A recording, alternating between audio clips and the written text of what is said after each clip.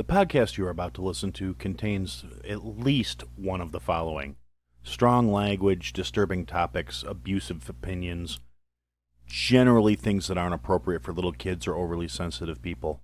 So, if any of that stuff's going to get your nose out of joint, this is your chance to turn it off. Welcome to I Had to Say It, the podcast where I not only say the things I need to say, but the things I think you need to hear. And your feelings, they're not a factor.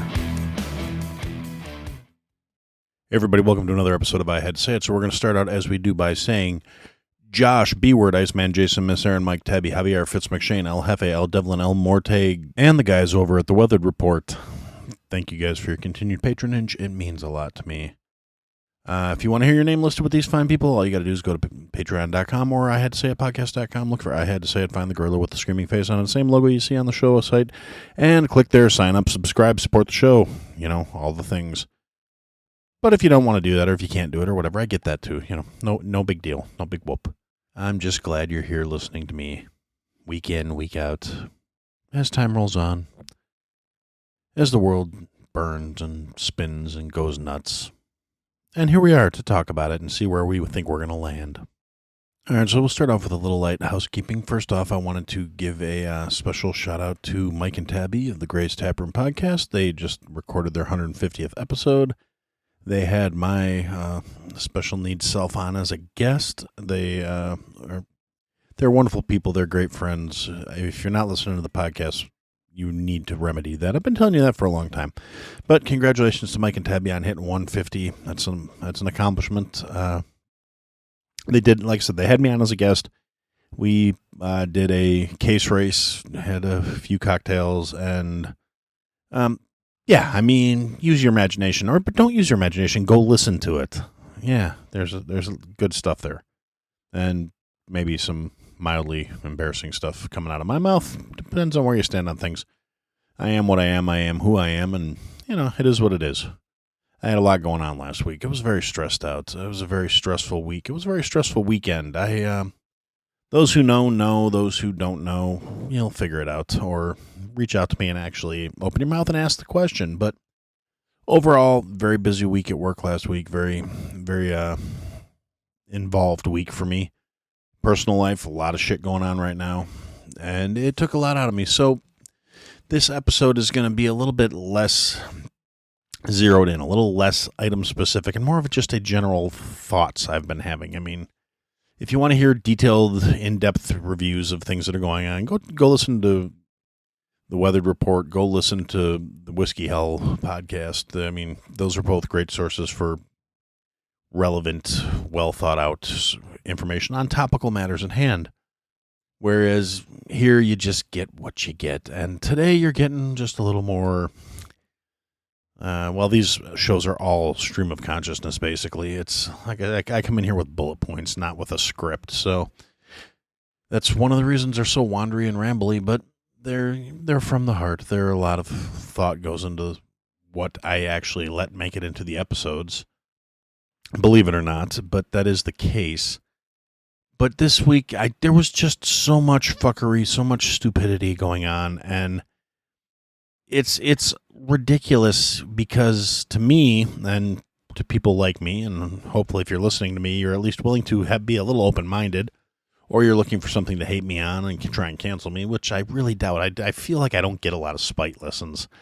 I feel like people pretty much decide right through the door, either I'm for them or I'm not for them, and that's the end of it. I don't think I've actually managed to piss anybody off quite enough where they're coming for me actively.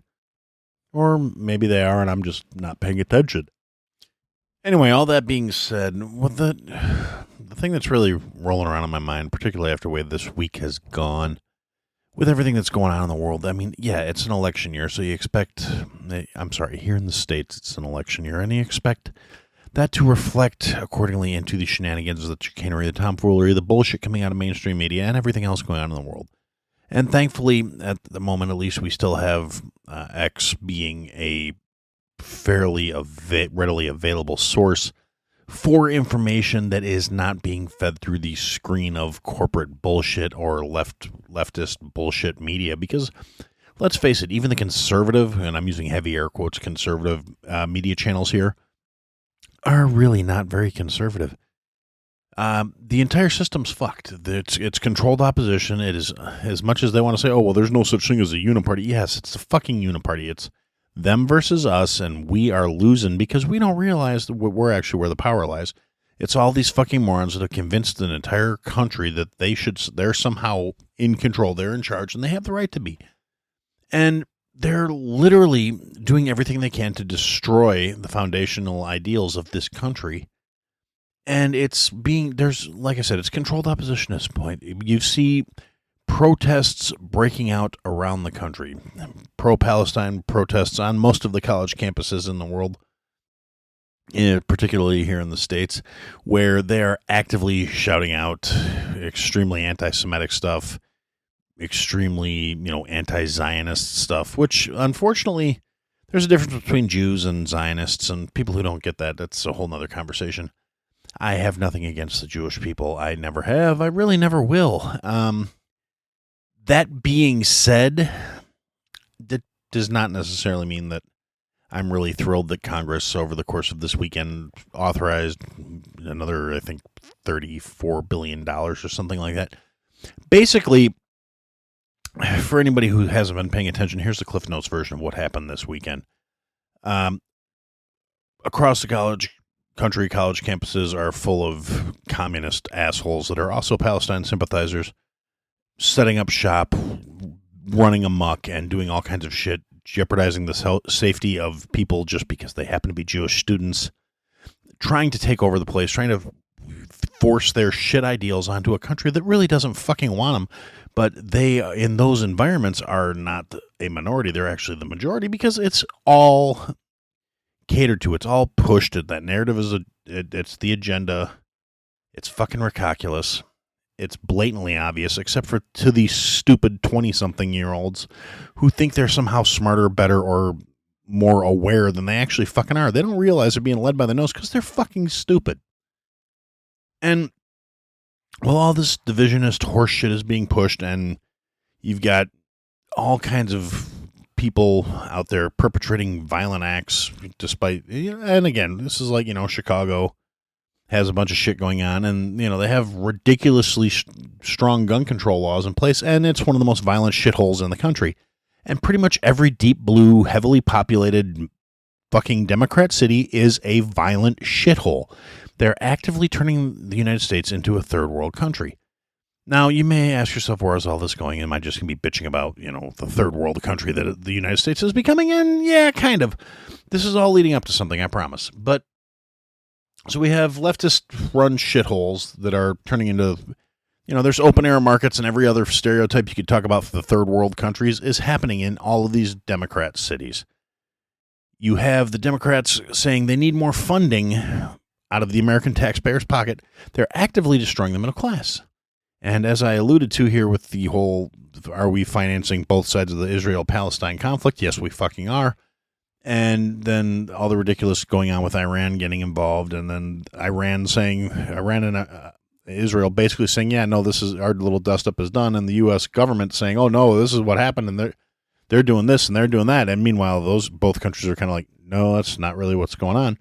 So we were being lied to and having it called out in real time. Again, thanks to Platform X for keeping that information available and readily distributable. And then we've also got the conflict. I'm struggling for a better way of putting it because people, oh, well, you're underselling it. The bullshit's still going on in Ukraine. Now, the Ukrainian government is literally a puppet state. It's not a bastion of democracy. It never has been. It was put in place by the CIA. We have documentation proving this, more or less. There are biolabs in the Ukraine that were set up by the U.S. government. They were funded by the U.S. government. They were there to research based on things at the behest of the U.S. government. This is not something that's, it's no longer a conspiracy theory. It is a verified fact.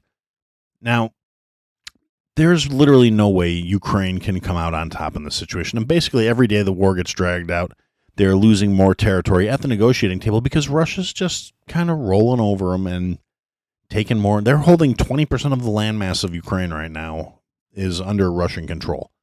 and they're not showing any signs of slowing. The Ukraine has already said without American dollars, they're not going to be able to win this war. Statisticians are saying even with American dollars, they can't win this war. They've decimated an entire generation of their population. All the fighting age males are basically getting murdered. They have gotten billions of dollars from the U.S. that they cannot account for its whereabouts. And we are spending billions of dollars to fortify their borders to keep their population from fleeing the country. Now, it's a border security bill, but they're not using it on the border with Russia because that's already a fight that's happening.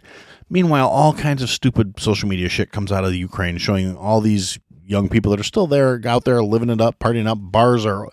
There are more bars open there now than there ever has been in history, apparently. And some people say, oh, well, that's propaganda. Da, da, da, da. But those people are also the fucking warhawk assholes that are trying to maintain these conflicts so they can get their kickbacks from their government contractors, so they can get their pockets lined, so they can enrich themselves.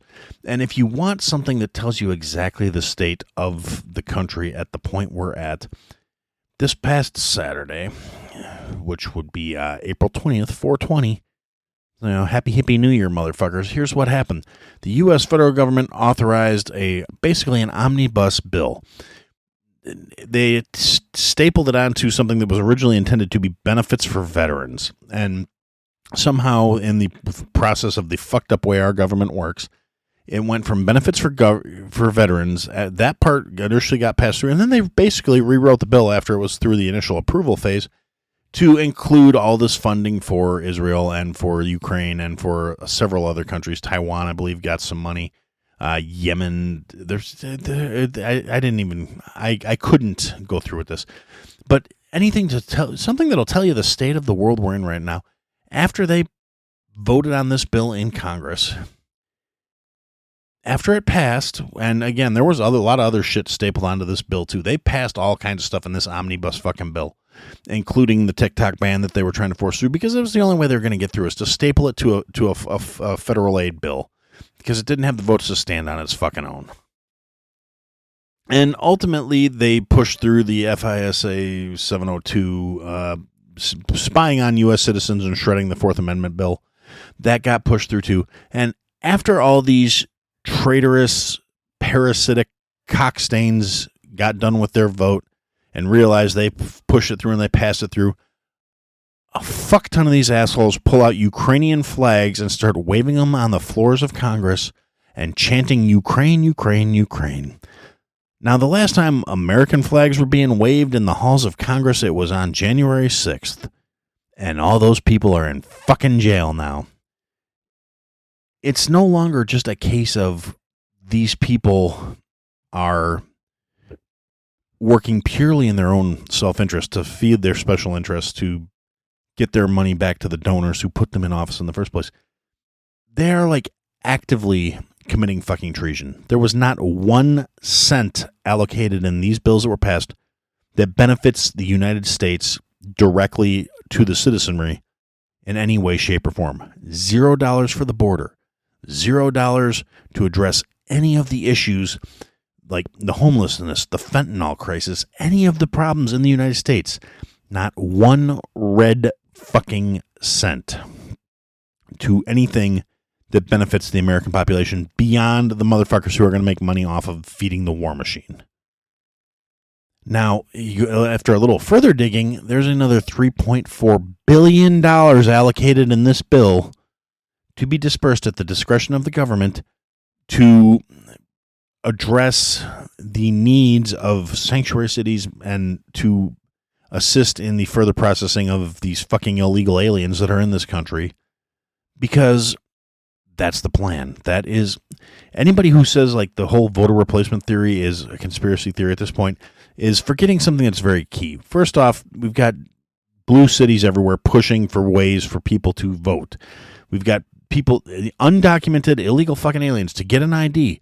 Well, they need an ID if they want to get a job. Well, they're here illegally, and there are plenty of places, and you've got every time voter ID and being able to prove who you are comes up to talk about, these motherfuckers start screaming how it's racist and how it's bigoted and how it's all this other shit, which is utterly ridiculous and insulting, because if you're saying somebody can't get an ID because of their ethnicity and not because of their illegal status, you're racist than a motherfucker. You think a black man can't go out and get an ID? You think a Mexican woman who's here legally with the proper documentation can't go out and get an ID? What kind of condescending fucking horse shit are you on if that's the way you actually feel? You are a pathetic fucking human being if you really think, oh, well, this brown person's too fucking dumb to go to the DMV. Fuck you. Fuck your parents for raising your weak-ass, soft-headed, water-brained fucking self. And frankly, I hope you choke on the fucking dick you're gargling on the fucking Tuesday in the men's room trying to get that extra 50 cents. You sanctimonious fucking piece of shit. But I digress. So, yeah, basically Congress showed that they no longer give a nickel-plated fuck about the people they're supposed to be representing and serving. They have pretty much established that they want us to be their servant caste.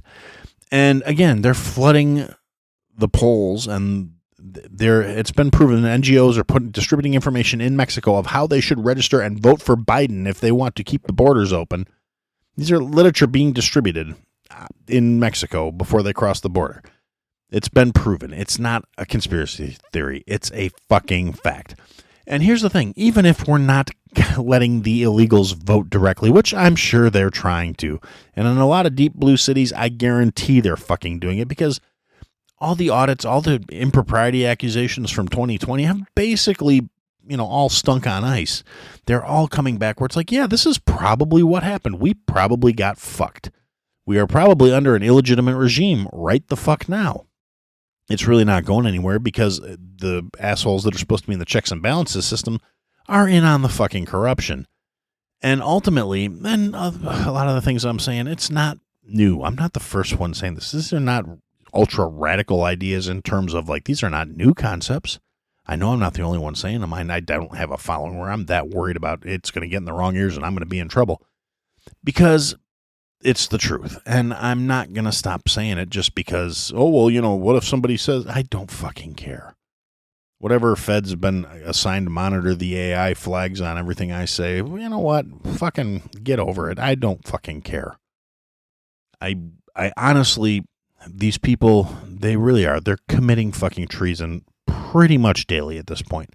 But anyway, I keep distracting myself. The whole point about it is, even if these illegals are not actively voting, they are still flooding the numbers in terms of census, because they're still counting them on the census. Whether they're here legally or not, they're still getting counted on the census, which skews the districts. It skews the number of representatives. It skews the number of the electoral votes. It is literally stacking the fucking deck, regardless of how you fucking look at it. And realistically, the only chance the right has of anything is if they turn out in numbers that are uncheatable. I don't know. I mean, I don't think things are going to get better regardless of who fucking wins this election. As the young man who lit himself on fire outside of Trump's sham trial in New York said, it's a fascist uniparty thing, and it doesn't matter who wins, we're fucked. We're going to be stuck under a fascist regime regardless. And realistically, it does kind of look like that's the route we're going. Now, thankfully, there's still a whole bunch of Americans that have not surrendered their firearms and that are not necessarily going to lie down and fucking take it, but I do think things are going to get a little fucking messy. Primarily because the people in power aren't going to do the things it would take to put this country back on the right track. They are actively trying to fucking destroy it. They literally just handed out another $100 billion that we don't fucking have. That's the other thing. It's not like they're just making cuts somewhere to send more money to Ukraine and all these other fucking countries and do nothing here domestically. They are actively borrowing the money from other countries. And I've talked about this multiple times. We don't fucking have it. We shouldn't be spending it. Most of these assholes have better credit than we do on a global scale right now. They should be taking out their own fucking loans. We should not just be handing money over to these fucking idiots. And that's just the fact that Congress wants to applaud and cheer for themselves after they did this vile fucking betrayal to the American people. really tells you about the state of the world these days. And then we've got other bullshit coming on where Congress is now trying to appoint oversight over the Supreme Court. They're literally trying to erase the concept of checks and balances. They're not even trying to act like they're not trying to set up a fascist regime anymore. They're just fucking walking into it because they're 110% convinced at this point we can't do nothing about it.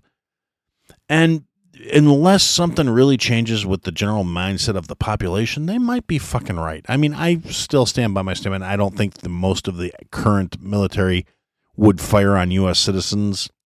I'm not as sure about it as I was 5 years ago, 10 years ago. Because a lot of the people that I have faith in that got into the military for the right reasons and have the right moral character to be in that position, they're all getting out. Now that's the other thing. If some conflict were to actually pop off, there's a whole lot of retired veterans or, former active duty military people who are going to be the ones that are going to be on the opposite side of the conflict should shit start to go sideways. I don't think this is a result any of us actually fucking want, though. There is no good scenario that has violence happening domestically in this country. Am I as convinced it's inevitable as I was 10 years ago? I'm probably more convinced now. I really am. I think the elite powers that be have gotten way too comfortable, way too arrogant, way too satisfied that they are secure in their position, and they're going to overstep. They are going to cross that boundary.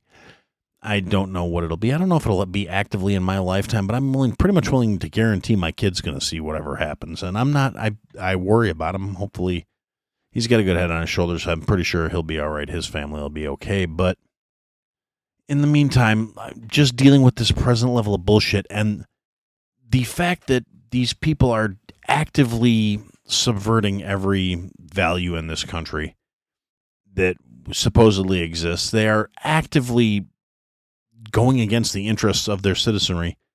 Really, it's just, I don't understand how we got to this point other than complacency and laziness on the part of the masses and ridiculous degrees of greed on the part of the so-called elite. And then, we have all these ridiculous NGOs that are legitimately manipulating from the shadows, unelected, unappointed, accountable motherfuckers in the alphabet agencies, in the intelligence communities, and the powers that be, the ones that are supposed to be providing oversight and control to these entities, are victim to them. They've got accusations that Congress members are afraid to go against the agencies because they've been told that there's evidence planted on all their computers and they're going to be accused of pedophilia. They're going to be accused of sexual assault. They're going to be accused of all sorts of shit and destroyed and ruined and have all their privilege and their wealth taken away from them. And every one of these weak-spined cowards is so terrified of the concept of losing their ill-gotten gains that they will do anything they can to protect it, up to and including allowing these, shadow organizations to run the fucking country for all intents and purposes. And saying this shit even 5 years ago to me would have sounded like some tinfoil hat bullshit, but more and more information keeps coming out that's making this shit seem legitimate. To make it, there's evidence of it, and, the crazies always said that, but it's literally right in our faces. They're not even trying to fucking hide it anymore. I mean, we need to do better. We need to be better. The way to diffuse a federal government that is out of control is to get active on local levels. Stop with this left, right, us, them, blue, red bullshit and start using your fucking heads. Get active in your local communities, because without the support of smaller communities, the giant national shit show can't run away the way it is. If local communities refuse to enforce federal bullshit that violates the founding principles of this country, they're not going to be able to keep rolling tanks in and over every country and crush it without fostering the resentment that will get them overturned. It's a fucking balancing act on their part, because they can't just crack down without just admitting what their bullshit they're on. And it's been shown over and over again that if they do come right out and say, yeah, you know what, we are just completely solid. Our control is now based on the fact that we have the guns and we have the military, and you're going to do what we say. That will fire off like Civil War II. It will fire the boogaloo off. It will be utterly fucking catastrophic for everybody involved. But we don't have any obligation to fulfill, unjust laws. We don't have any obligation to follow them. And our founding fathers said if there was a law that was repugnant to the Constitution, it was our duty to not fucking follow it. And I've heard the idea floated that we should just stop paying our taxes and we should stop funding the government and all this other shit. Now, I can't speak to anybody else, and maybe that'll work for the entrepreneurs, but unfortunately, there's not enough volume of them. But like at my job, I don't really have any say. I can't call up HR and say, stop withholding taxes from my check. I'm 90% sure they won't fucking do that if I tell them not to. And unfortunately, I think that's the way for a lot of people. Plus, I think a lot of us don't realize that that could potentially be an option. I mean, they can't put the entire country in fucking prison. But on the other hand, if we start telling our employers to stop our withholdings because we're not paying our fucking taxes anymore, I'm pretty sure the government's going to start penalizing the employers, and they will then stop doing what we want just to cooperate to save their own bottom line. But honestly, I don't know. Like I said, other than trying to get involved on the local levels, I really don't know what else we can do to fix this. I mean, I could fix this fucking country's budget problems in about 3 weeks. If I had just the authority to come in here and say, look, this is what's going to happen from now on, and you fuckers are going to do it, we could pump the brakes and turn this shit around in literally a few years, maybe a decade at the outside. But it could be done.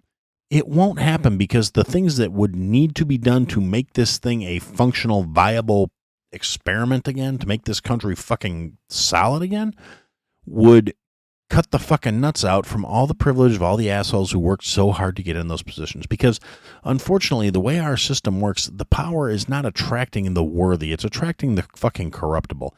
And we have just generations of this corrupt horseshit in there because instead of enacting the ideals and the safeguards that would have prevented this fucking monstrosity from happening, we didn't have the forethought to do that. We didn't have the knowledge to do that.